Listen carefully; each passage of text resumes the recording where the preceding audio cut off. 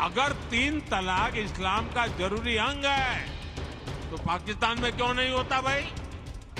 भारत के मुसलमान भाई बहनों को भी ये समझना होगा कि कौन से राजनीतिक दल उन्हें भड़का करके उनका फायदा लेने के लिए उनको बर्बाद कर रहे हैं। जय जय शीतला माता की। देश के यशस्वी प्रधानमंत्री जी को मेरा बहुत बहुत प्रणाम है। प्रधानमंत्री जी वोट बैंक की राजनीति करने वाले उन्होंने देश को बहुत नुकसान पहुंचाया है। जैसे ही मोदी जी बड़ा काम देश के लिए करते हैं, इनका विरोध का नारा 7वें आसमान पे पहुंच जाता है। पहले हमने देखा था कि ये सभी 3 तलाक का बहुत विरोध कर रहे थे और अब यूनिफॉर्म सिविल कोड का विरोध कर रहे हैं, जिससे हमारे जो मुस्लिम भाई बहन हैं उनको काफी भ्रम हो रहा है और वे सब भ्रमित हो जा रहे हैं। कैसे इनको हम समझाएं? कृपया अपना मार्गदर्शन प्रदान करें। एक तो मैं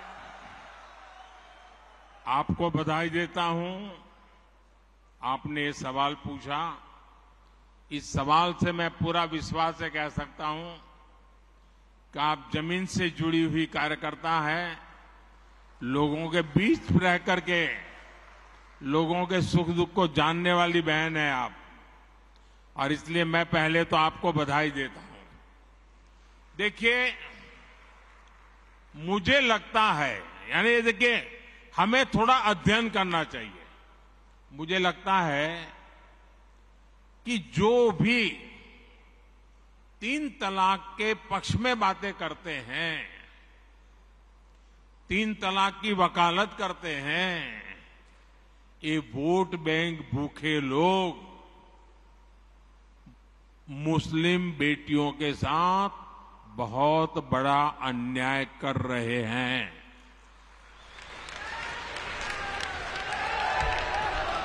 अच्छा, कुछ लोगों को लगता है कि भाई ये 3 तलाक से तो सिर्फ महिलाओं की बात हो रही है।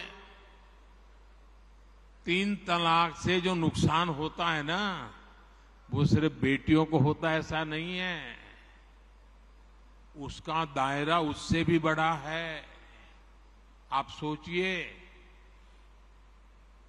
बहुत ही अरमानों के साथ बेटी को शादी कर करके ससुराल भेजा हो और 8-10 साल के बाद 3 तलाक कह करके उसको कोई निकाल दे, तो उस माँ बाप का क्या होगा जिसके घर में बेटी वापिस आती है? उस भाई का क्या होगा? वो भाई, पिता, सब उस बेटी की चिंता में इतने दुखी हो जाते हैं। इसलिए 3 तलाक से सिर्फ बेटियों को ही अन्याय होता है इतना नहीं, पूरे परिवार तबाह हो जाते हैं। माता, पिता, भाई सब दुखी हो जाते हैं। और देखिए, दुनिया के अनेक मुस्लिम बाहुल्य देश, इसका इस्लाम से संबंध होता तो दुनिया का कोई मुस्लिम देश 3 तलाक खत्म नहीं करता।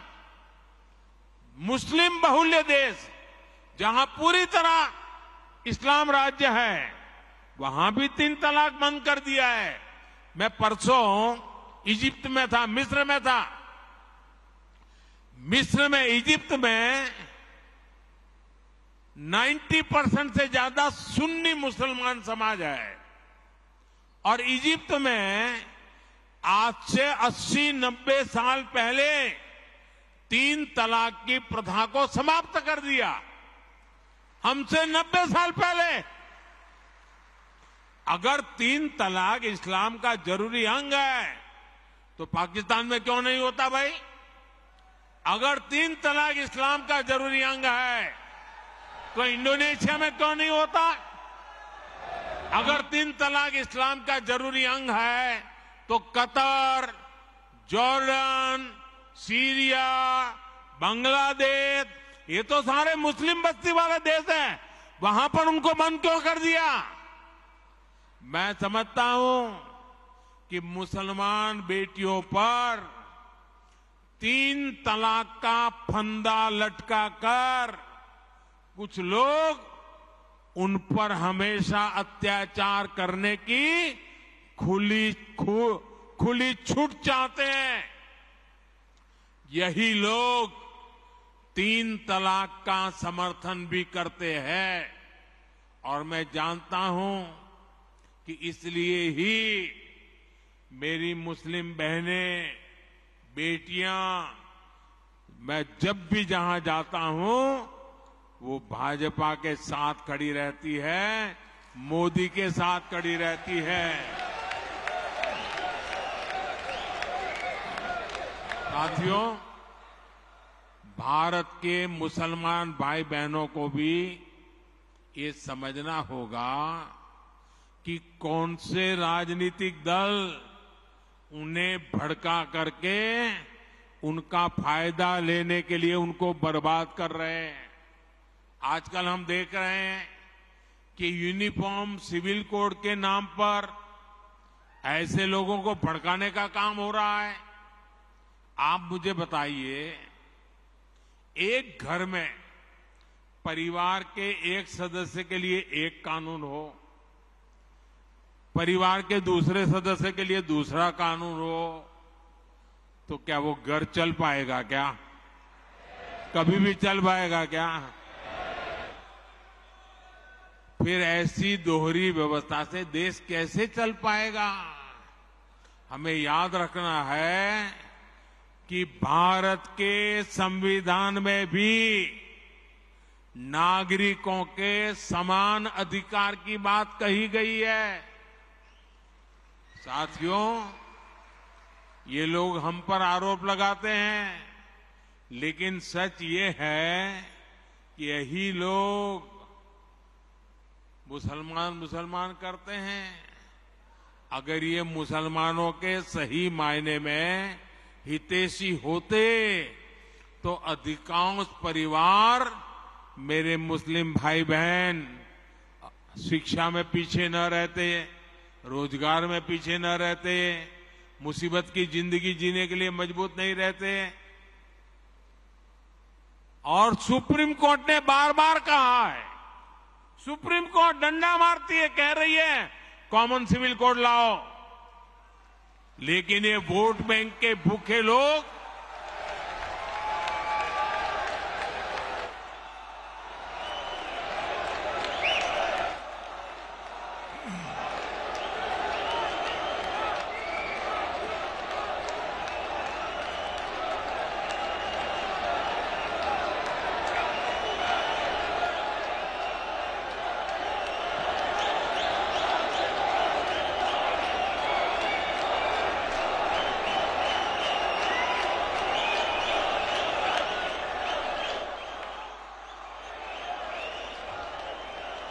अच्छा, मैं आपको एक और बात बताना चाहता हूं।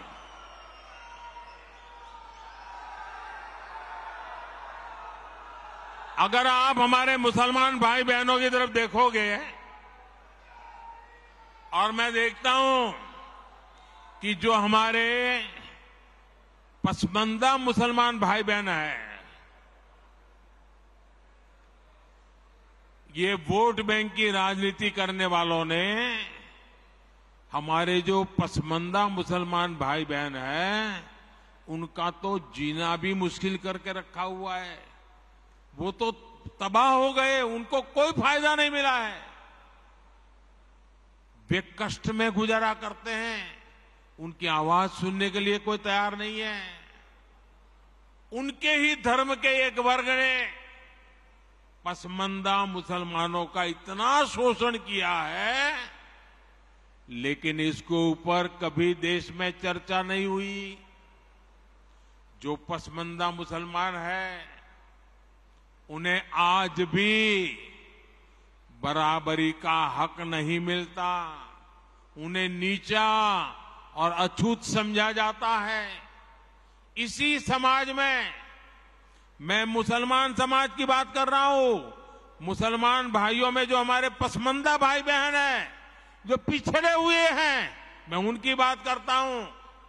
पसमंदा मुसलमान मोची होते हैं, भिस्ती होते हैं, जोगी होते हैं, लाल बेंगी होते हैं, भटियारा होते हैं, मिरासी होते हैं, डफाली होते हैं, मुकेरी होते हैं, मदारी होते हैं, जुलाहा होते हैं, लंबाई होते हैं, बेदा होते हैं, बामणिया भी होते हैं, छिया होते हैं, लहरी होते हैं, हल्दर होते हैं, सिकदर होते हैं, कितनी ही जातियां।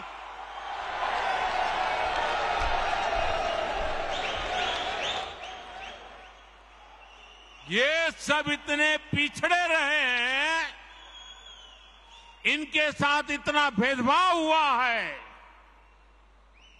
भाइयों बहनों, इस भेदभाव का नुकसान उनकी कई पीढ़ियों को भुगतना पड़ा, लेकिन भाजपा देश के हर नागरिक के लिए सबका साथ सबका विकास की भावना से काम कर रही है। आयुष्मान भारत योजना ने उन्हें भी स्वास्थ्य सुविधा का हक दिया है। पीएम आवास योजना के तहत उन्हें भी अपना पक्का घर मिल रहा है।